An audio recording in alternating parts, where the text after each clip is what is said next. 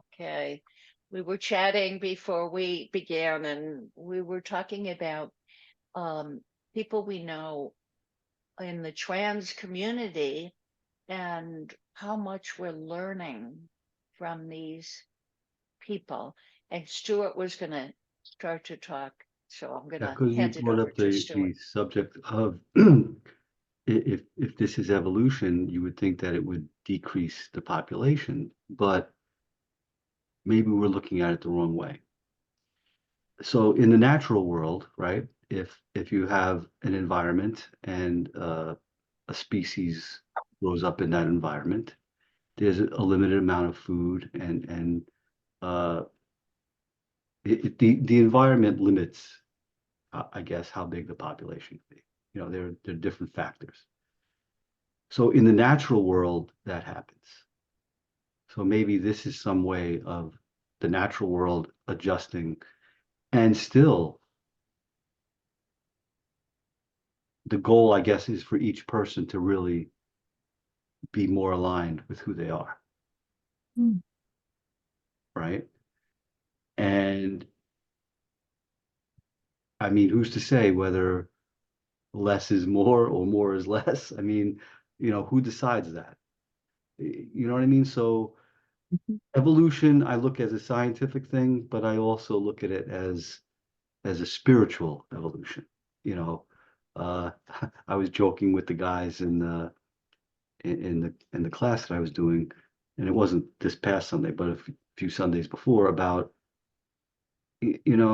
what if one day we all realize the importance of each individual person, and we see things from inside out, and somehow we evolve that we don't even really need bodies anymore, right? I don't know Yeah. if anyone here's watched Star Trek, but there was a Yes. couple of times when it was just like brains, and you see them like, you know, Yes. and yet they could move things, they could control other people, and humans. I don't know if they could control themselves, but who knows? We don't know. We have no idea. We don't even know if there's any other intelligent beings in the universe. One Hmm. would think with the amount of different stars and planets and how huge it is, you would think that there would be, but we don't know. Maybe someday we will know. In the meantime, it's more important for us to work on ourselves, I think, Hmm. and just go with what we know. We so often want to do things that we don't know. What about exploring what we do know or what is right here available to us? You know what was interesting? I don't know, it was a couple of years ago, William Shatner, and this is ironic. William Shatner went on Blue Origins, which is the Amazon guy that owns Amazon, Jeff Bezos. And Wow. he was invited to go up into space. And you would think for him, being the star of Star Trek and all that, that would be so exciting to him. But you know what? When he came back down, in some ways, he was actually sad because he realized as he was looking down, we're not we're not appreciating what we have. We're Hmm. not taking care of what we have. And he was weeping. He was crying. It was so emotional for him. And that really blew my mind. It was totally not what I was expecting him to feel or say about the experience. And isn't that the beauty of just us as being human beings, and how there's always that fresh way of seeing something where you thought it was one way, but it's really, for that person, they're seeing it totally different. But it was beautiful also to realize that, yeah, I think we forget about how special where we are is in the universe. And I think I shared with you guys about this thing I'm writing about the eclipse. Hmm. No, I didn't share that with you. No. Yeah, I'm writing. I'm trying to write like something like a blog, or just maybe a newsletter thing that I'm going to send out on Facebook And it turns out, in fact, I have it right here. Hold on. I'll read it to you. This is like a fact that kind of blew my mind. So the fact that the solar eclipses are as dramatic as they are raises an important question. Why does the moon almost perfectly cover the sun during an eclipse? For the sun to be fully blocked by the moon, it needs to look like it is roughly the same size as the moon when viewed from Earth. As it happens, even though the moon is 400 times smaller than the sun, it is also 400 times closer to the Earth than the sun is.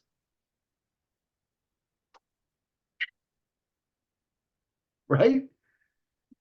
And what really got me interested in talking about this was the fact that I was watching coverage of the event when it went to totality. I've never seen totality. One day, God willing, I will actually see it for myself because it's an amazing thing. You don't even need any glasses at that point. Once it reaches totality, you don't need glasses anymore. You can actually look at it with your naked eye. So as people are looking at it, all kinds of emotional reactions are going on. Like people are remembering things from their childhood, and just like this one guy was saying, yeah, I'm remembering my mother now because she used to uh, well, she didn't used to when the moon shot happened, in 1969. He said my mother made sure all the kids were in front of the TV and we were watching it, and it was a big event. And obviously that was really important to him, and it was a really good memory for him.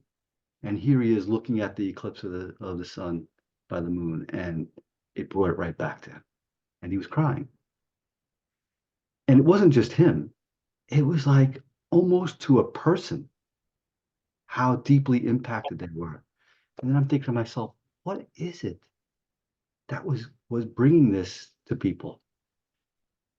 And what came to me was that it's something that goes beyond our intellect. It goes beyond our normal thinking, and it goes straight to this thing that lets us know that we are a part of something amazing. And that's what's touching people. And that's what I want to kind of talk about in a three principles kind of way. So, and again, I don't know where these things come from. I don't know how this happened. It just, oh, okay. Yeah. And the thing is, and I was talking with the guys about this, I tend to be a procrastinator, right? And I actually started writing it. I talk a good game, but sometimes I don't actually come through and do what it is I say I'm going to do. But when I do that, I saw how it made me feel. And I was like, this is ridiculous. I'm like denying myself joy by constantly thinking about what I want to do and not doing it. Isn't that ridiculous? But yeah, that's what we do.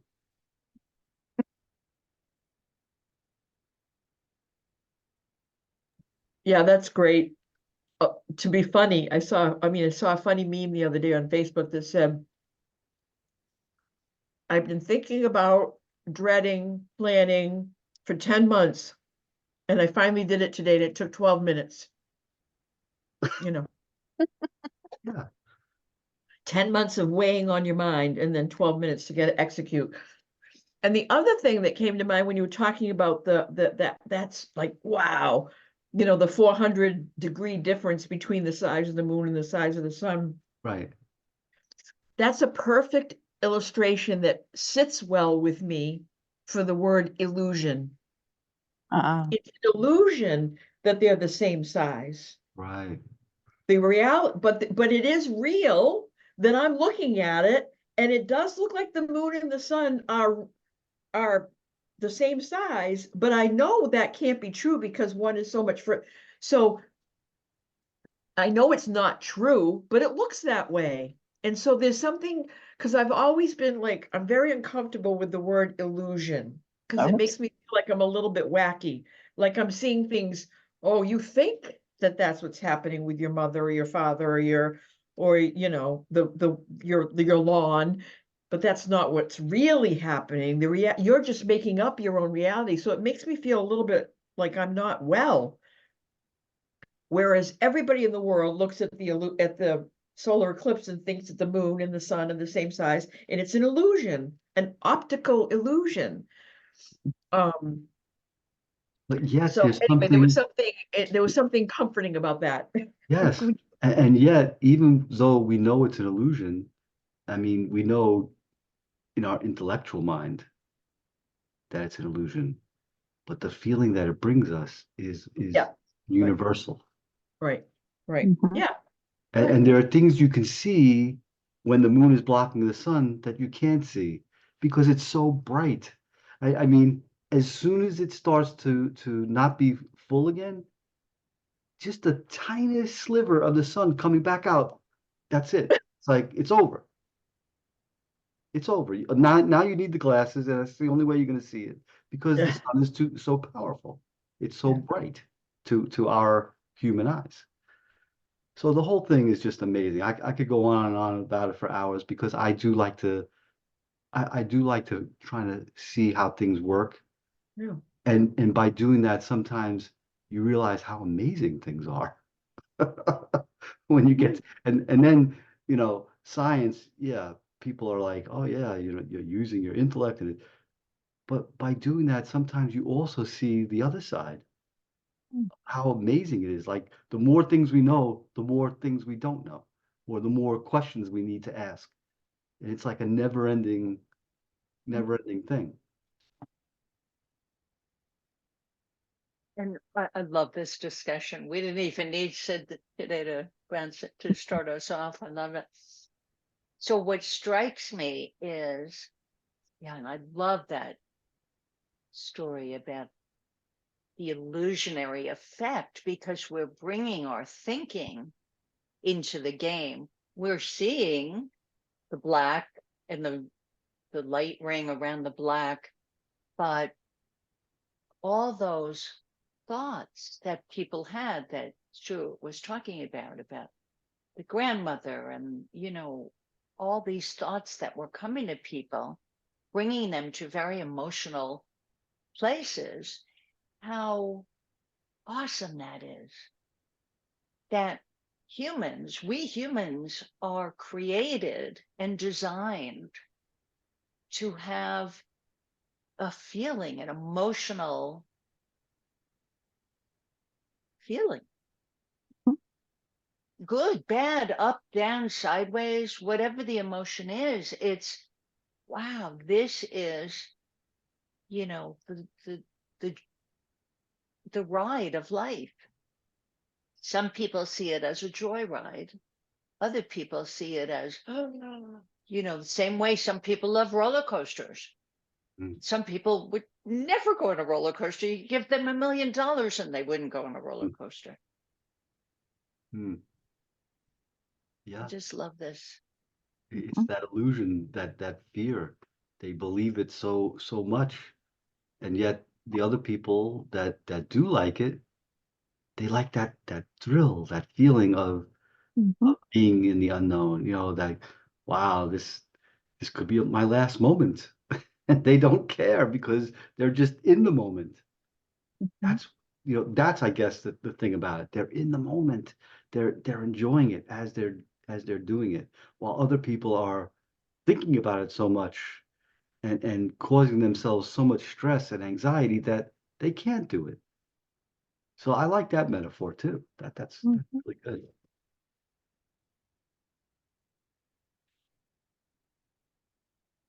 Elaine, you're lit up. Well, we're also kind of speaking to the concept of nature. So the way that we're responding to nature on an energetic spiritual level, Mm, as well as how we're speaking about the nurturing, the way that we're responding emotionally to what is happening around us.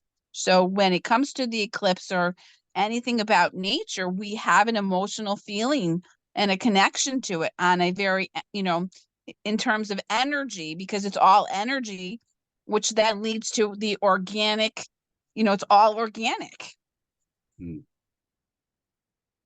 We already have it. Exactly. Exactly.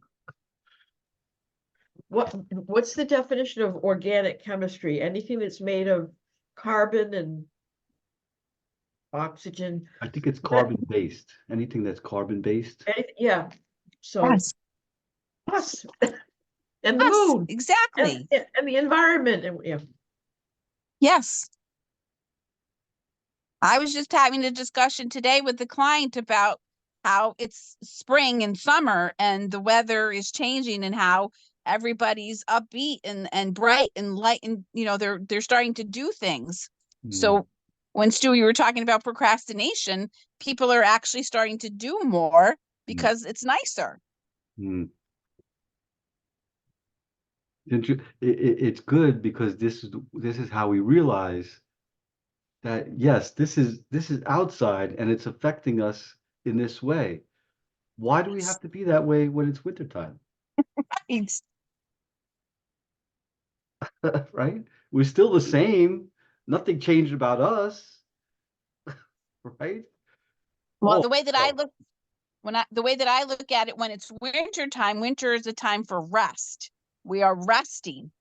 So that energy that we would have, that we're getting ready for the spring and summer. So when we're less inclined to do things, it's because we're resting I know, I think our we're all mind. bears. Hibernation, that's right. Right. but guess Exactly. what? We're humans. We don't need to do that. We got rid of that a long time ago. Well, maybe we never did. I don't think we ever did. Yeah, I agree. I don't think we ever did. No. No.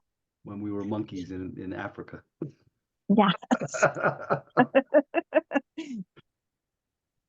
You know what I love is how we all know there's a sense that each individual, one of us, knows what is best for us. I Mhm. I joke about hibernating during the winter. And it's true. I'm definitely less inclined. I'll go out during the day to do obviously shopping and go to the gym, but I don't do much else during the cold, and I'm perfectly happy with that. And other people find the need to go skiing. And you know, I used to do my fair share of cross country skiing. It's a little easier than big hills, but big mountains. But, we all find our individual way. It's not like the people who love roller coasters, or I should put it the other way around. It's not like the people who would never go on a roller coaster have to convince themselves, well, what's wrong with me? I should like roller coasters. No, No. no, there are the roller coaster lovers and the roller coaster not lovers. And, um, it's about appreciating and understanding people's differences without judging it, Hmm. without labeling it. Yes. I'll give you another way of looking at the winter, summer, or so for me, like right, I started taking these classes on being a peer, right? Peer advocate. And so I'm thinking to myself, oh, it's good. It's winter time. I can be inside and do this. I'm doing it online.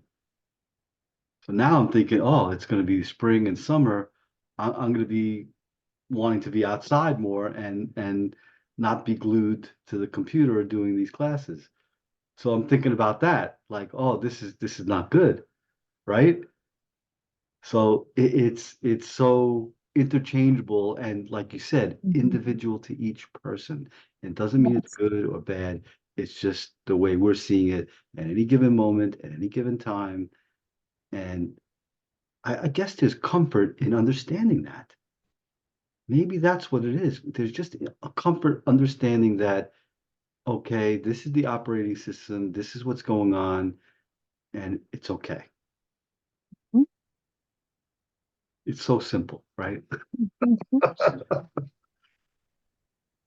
So simple. I was just sharing Mavis Karn's book. It's That Simple Mm. with a friend. Yeah. Yeah. Wow. A lot was said in the last half hour. A whole lot was said. Should we keep going with this, or you want to play a little of Sid now? 8 more minutes, 5 more minutes. Should we do that? Sure. Yeah, I have a question, if it's okay, Lori. We're Yeah, talking Wendy. we're talking with two graduates of our recent listening programs. I'm just curious if there's anything, in the week or 2 or 3 weeks, whatever it's been since you tapped into that. I'm just curious if there's anything that's bubbling up about listening in a general way or a specific way, or I'm just curious. I had an Oh, great experience. question. I had an experience this past Sunday. And it wasn't really me having the experience, but I recognized the listening part of it. And I was talking with them. So in the group of guys, there's this one guy, I think he's from somewhere in South America, but he's Muslim, right? And I don't really ask these guys what they did, or I don't want to know. I just want to know you right now. That's it. If you want to tell me, if it comes up, if you feel the need to do that, that's fine. I don't concentrate on that. But anyway, the point is, these guys that I'm talking with are not the normal everyday inmates. These guys are really trying to do something. They're trying to really make something of the time that they're there, and really always kind of with an eye to when they're getting out. Um, so this guy, he's Muslim, right? And he does different classes and he teaches the Quran and to get a deeper understanding of it, the getting to the real essence of it. Because in every religion, there really is an essence to it. Forget about the other nonsense. There's an essence to it. And that's what, so he noticed that sometimes he'll give an assignment or something to do with the Quran. And he noticed that some of the guys weren't doing the homework, or some of the guys in the class would sit in the corner and not be as engaging.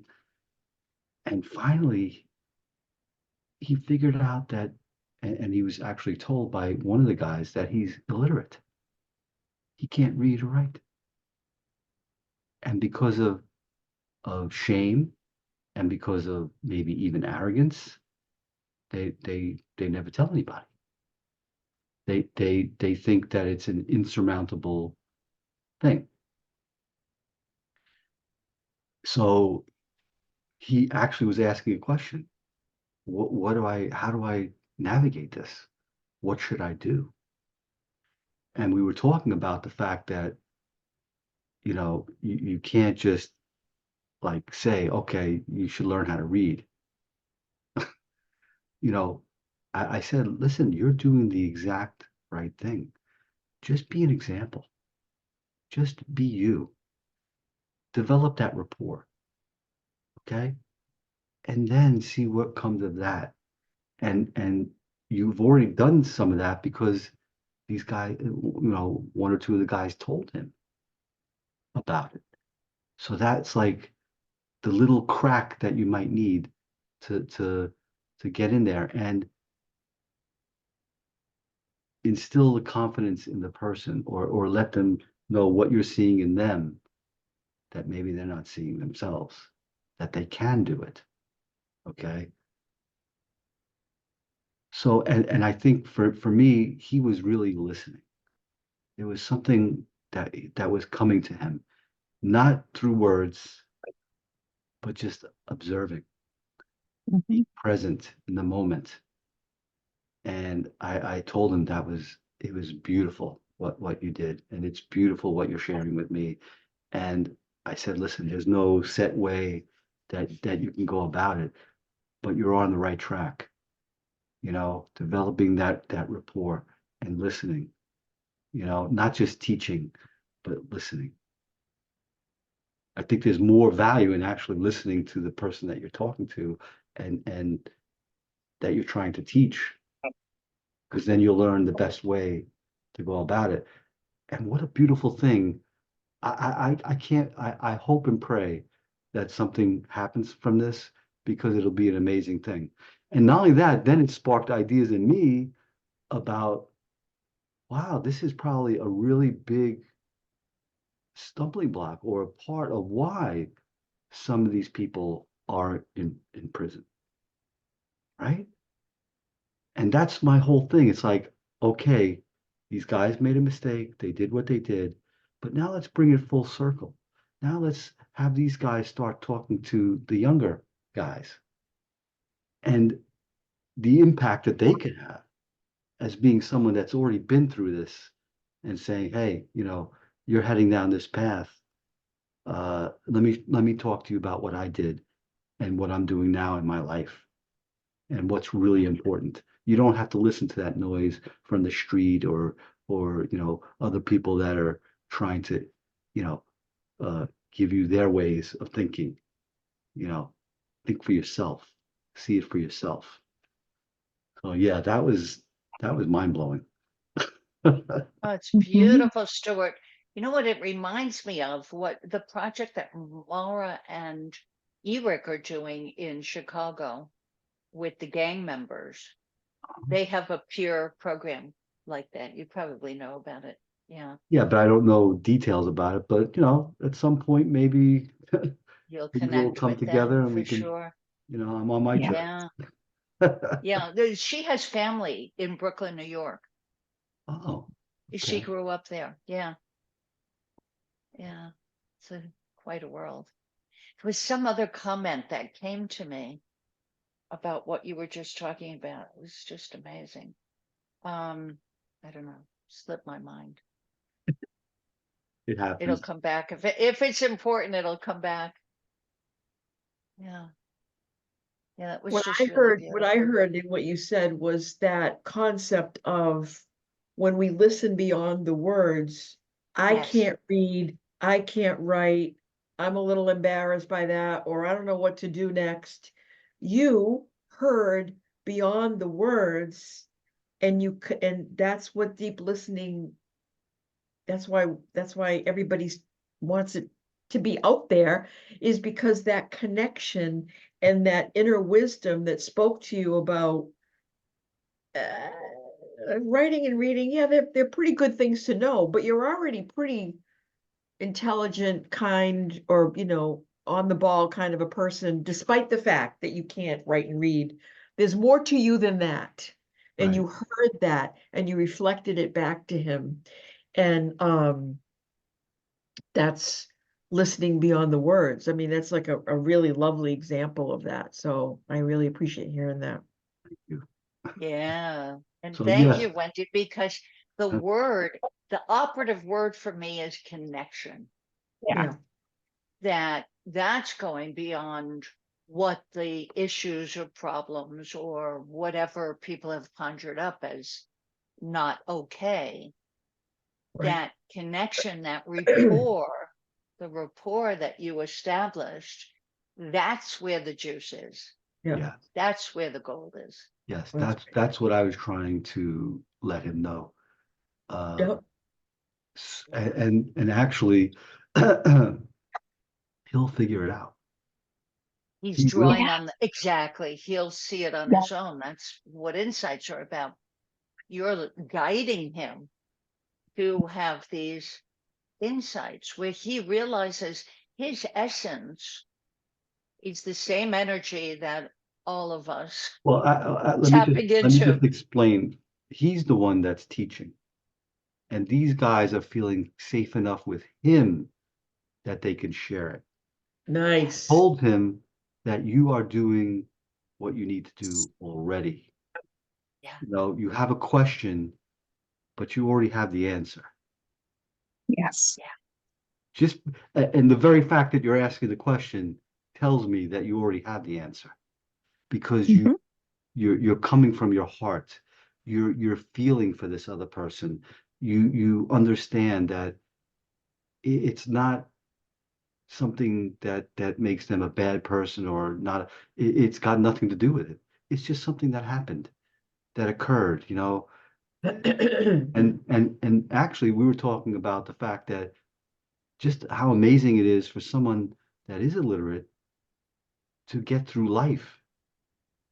How smart and intelligent you need to be just to be able to do that. Now go and learn how to read and write and see what happens. Wow. Two things about this. One is there is a woman who joins us, Elaine and Wendy. No, she can join us every so often. She teaches literacy through cooking, recipes, cooking. Isn't that wild? She is in, help me out here. I think she's somewhere in Netherlands. the Netherlands. Netherlands. Yes. She's in Netherlands. the Netherlands. Yeah. Thank you, Elaine. Yeah. Isn't that Oh, great? I mean, the yeah. ingenuity. And the other thing I wanted to bring up, there's a story in The Secret of Love about this very thing. I mean, it wasn't a prisoner, wasn't in any jail, but he grew up with a dad. What he realized, he always thought his dad didn't care about him. His dad wouldn't do his homework with him, Mm. but yet he would see. So he found out. I have to remember it was so long ago. This was a client of mine. He felt really bad that his father was not involved in his schooling. And the father told him he was illiterate. That's why he's illiterate. He can't read. Wow. So the boy said, when he was still a boy, he said, "But Dad, I see you reading the Bible every day." And he says, "Well, I can kind of piece it together." Interesting. Yeah. Yeah, I Yeah. got to reread that story now. I probably might be leaving out an important part of it, but yeah, remember it just really blew me away. It's Yeah. interesting. There's a kind of a random thought that just came to me when you said that last bit about the boy said, "But I see you reading the Bible every day." And why don't you? And he said, "Well, I'm just piecing it together." And there's an adage. I'm a person of faith myself, and there's an adage that will say to other people will say, "You might be the only Bible somebody ever reads." Mm. So by our own actions and by our own words and by our own love and by our own, you don't necessarily have to pick up who God is by reading. You can pick up who God is by saying, "Gee, there's something really nice about being around whoever." Yeah. So it's an interesting take on you might be the only Bible somebody ever reads, or Quran, or Sid Banks' book, or whatever. Yeah. Mhm. Ori, do Yeah. you know what the word verklempt means? Say the word. Verklempt. Verklempt. It's a Yiddish word. Yeah. Go ahead, Stuart. Oh, I was at this I know what it means, and I'm not a Jew, but there, go ahead. all right. Well, the person I was talking to didn't really know what it meant, but I had to explain it to him. But so I go to this like community meeting every week at a place that works with people coming back from prison, the reentry program. It's actually transitional housing, and then they work with them to get employment and to work on themselves so they're prepared to reenter, because a lot of things change when you're incarcerated for so many years, right? I'm just So going to say two words: Mazel tov. thank you. That they have a program like that, reentry. Beautiful. Oh yeah. This particular nonprofit has been around for like 50 years, and I've been working on getting getting my foot in the door, and it seems to be right there. But anyway, the point is, I met this gentleman in an office. We were gathered. We were talking before the meeting, and he's looking at me, and he's like, "You look familiar. Do I know you?" And I'm like, "No, I don't think so." And he said, like, wow, I just can't figure out where I know you from. You look so familiar. And then I find out that he had worked at this place before, and it actually happened to be a place where my brother Mark had worked, right? Mhm. And so I'm saying to him, you know, maybe you met my brother back, you know, maybe 7, 8 years ago, or whatever. Um, and I even texted Mark and I said, do you know this person, whatever his name was? He says, no, it's not familiar. So anyway, we had the meeting and he happened to be like the guest speaker, and his story was amazing. And it really humbled me because he got so many degrees and this and that, and me, you know, I got nothing except my own life experience, which I'm starting to change my view of that. I really am becoming more comfortable with that. But anyway, have you anyone ever seen the movie The Shining? No, you never seen it? Stephen King? Okay, well, Not a big fan of horror, so that's why I will, but that's all right. well, Yes. it's kind of a psychological thing. Stephen King is very kind of psychological, not so much like gore and stuff like that, but yeah, he's more, you got to think about what you're watching. So in The Shining, this guy Scatman Carruthers, does anyone remember him? All right. Anyway, so in the movie, he explains what shining is. He said some people have a shine to them. It's like you can just see things coming off of them, and they see things. So I thought to myself, this guy shines. There's some, and other people in the room that knew him were talking about him and saying talking about that there was something about him, that he was always a presence. He was always a positive person, and there was just something about him that made you feel good, right?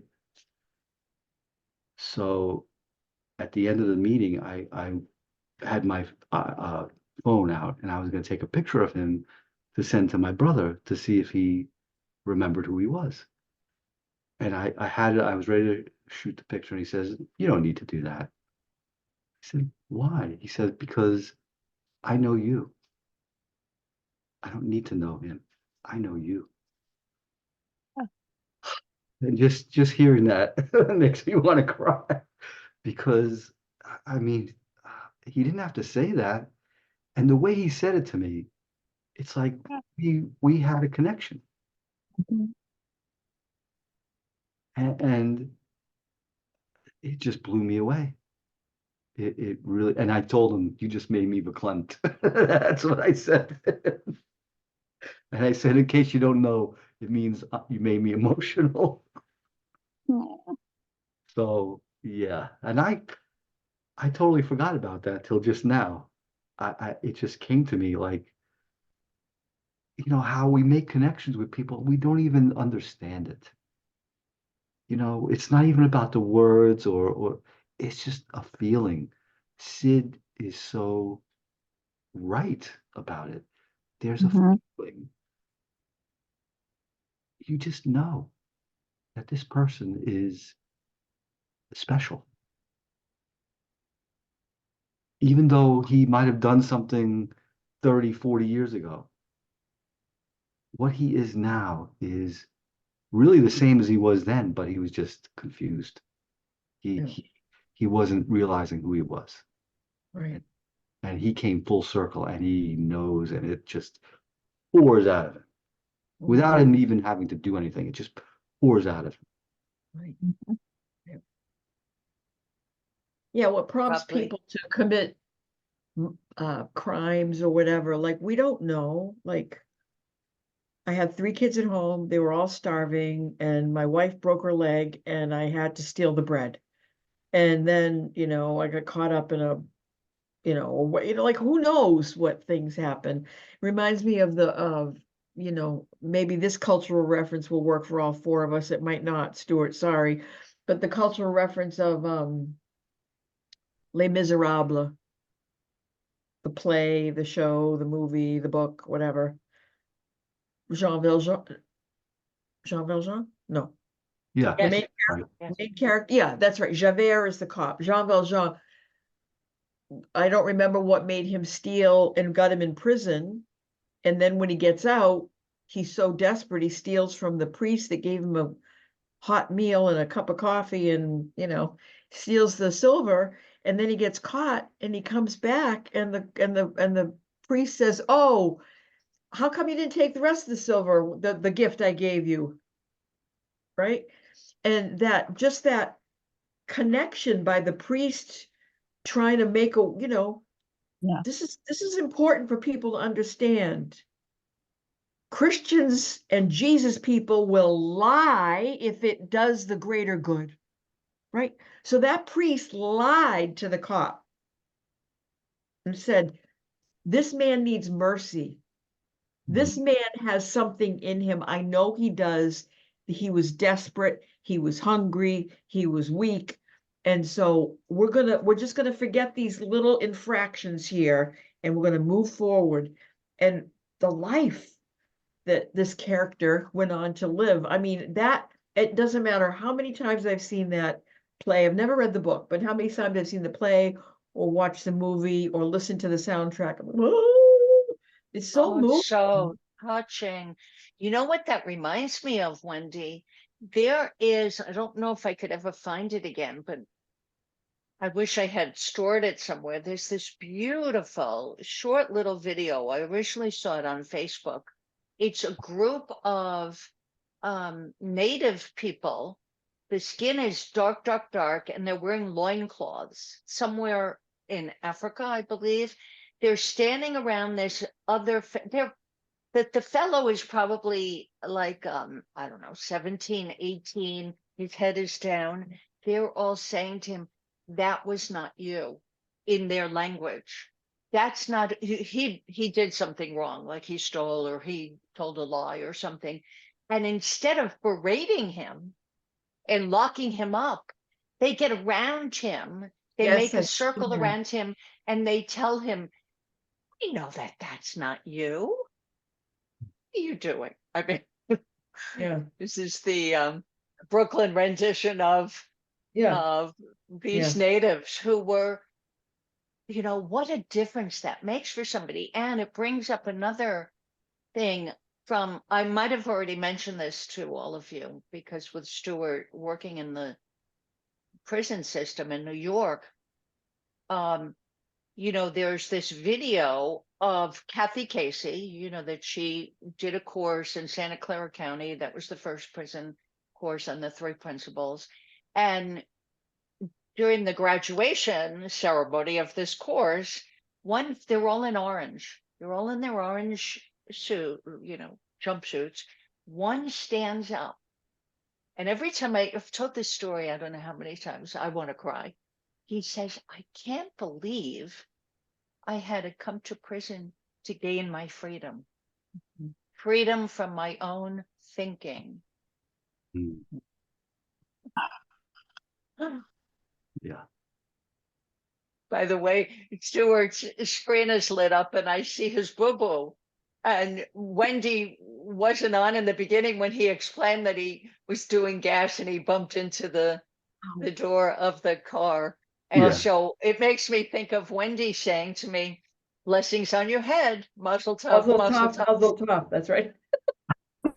blessings on your head, Stuart." Thank That's you. That's right. That's yeah. What is that?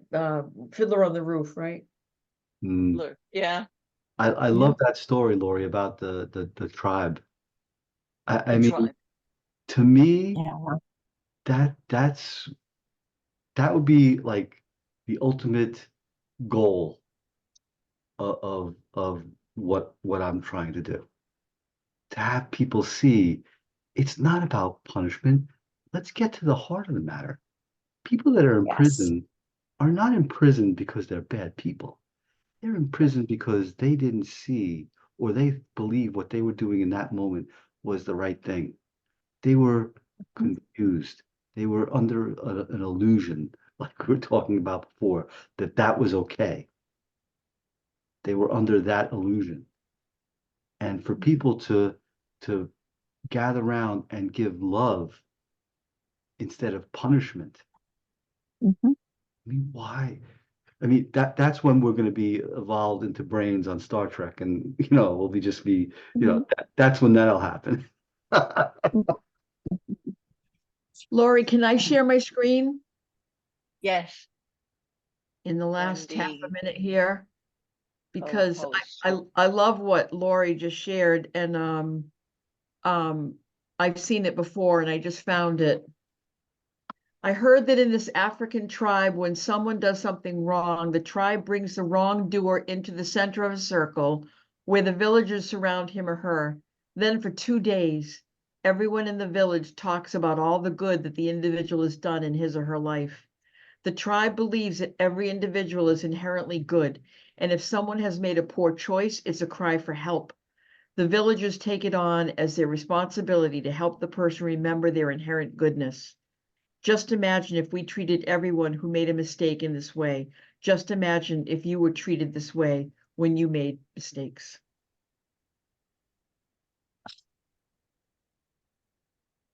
Whoa. Well, Leave that it to was Wendy to pull that up in a moment. How do you do these things, Wendy? You're like a magician. I Google. That's it. Me and That's Google, it. me and Google are friends. But yeah, I've seen it before myself, so I knew what you were talking about. So I just Googled enough words and it came up. This is in a Facebook page, whatever that is, but Isn't that beautiful?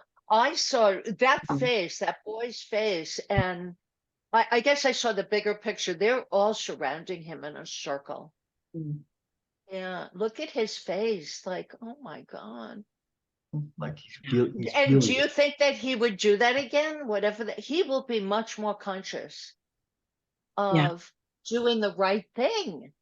mhm. Everybody wants to do the right thing for the family members, the boss, the people who treat them with love and compassion and understanding. Yeah, and Yeah. then once the other people see it, it's like contagious because now Yes. everyone can view people in a loving way instead of just on what they did, because we're Yeah. more than just what we did. We're more Yeah. than just a momentary thing. We're way more than that. Amazing. Right. Amazing. I'm going to bring this one up Do next. you know Yeah. what? I just remembered the word Umbutu. I think that's the name of this tribe. Um, Umbutu. Ubuntu. I'm writing it down because I'm gonna Google it later and see There you if that's go. correct. There you go. Can you see my Wow. screen? Can you see my Yep. screen? It's an African concept that describes collective existence, unity, togetherness, community, kindness, and compassion. It also includes the idea that I am because we are, and we are interconnected. I am because we are. I was reading it. What happened, Wendy? Well, I was just trying to see if there were images that went along with it that we could I look at can't them. keep reading it. There it is. I know The because I was looking concept, for yeah. something else. Ubuntu is also related to unity among Africans in the diaspora. For example, the concept is common in Uganda and Tanzania, where it's called Ubuntu, and in Zimbabwe, where it's called Unyu. I don't know if I'm pronouncing it right, but I am because we are. That is fascinating. I am because we are. There is no direct translation in the English language, but has been translated as meaning kindness, humanity, compassion, goodness. It's regarded as a fundamental way Africans approach life. My favorite translation of this word is I am because we are. In 2004, I went to South Africa with a delegation of 16 women to study the AIDS pandemic. I came home inspired by the intensity of joy and strength that I encountered in the South African women. In 2010, my family had the honor of being the host family for a young woman from Lesotho, which is a small country surrounded by South Africa. She walked into our home and was instantly a member of our family and filled our home with her intense joy, love, and deep commitment to family. Ubuntu tea is created in celebration of the spirit of African women and as a prayer of blessing for you who drink it. May you be strengthened. May you be infused with joy, and may you become increasingly aware of and moved by your connection to all of life. I bow in gratitude as I say to you, Ubuntu, I am because we are. Wow. Wow, for sure. You Well, know, there you go. wow, unbelievable. Wow. Yeah. Yeah. This was worth the price. What a of admission. group we are. What a group. Who Yes. knows what's going to come of it, right? Yeah. Right. Our intention was to begin with 8 minutes of the missing link, hearing Sid's voice, and then 8 minutes of a read in, or however, 5 minutes of a read in The Secrets of Mental Health by George Pransky. And we didn't need any of that. No, Right. because we are. That's right. Because we are. Lori, can I ask a favor of you? If you could talk to me for 2 minutes after we're done, I just have a question. Yes. I Yeah, have I'd a love that. burning I'll stop question. the recording. I'd love that, Okay. Stuart. Let me Yeah. stop the recording. Anybody want to say anything and have it still Yeah. go on the Elaine, recording? next time I want to hear any feedback you have about your experience of the listening group. Absolutely. You got it. Okay. Elaine did the Okay. weekend, Yeah. right? Yeah. She did the weekend one, yeah. I Okay. did the But weekend. Yes. it was great All seeing right, all to of you. you. You God Let bless. me too. Take care. stop the Bye. recording. Oh, wait a minute. I Bye-bye. hit reactions instead of stop the recording. Hang on 1 minute. Recording, pause recording, stop recording. Got it.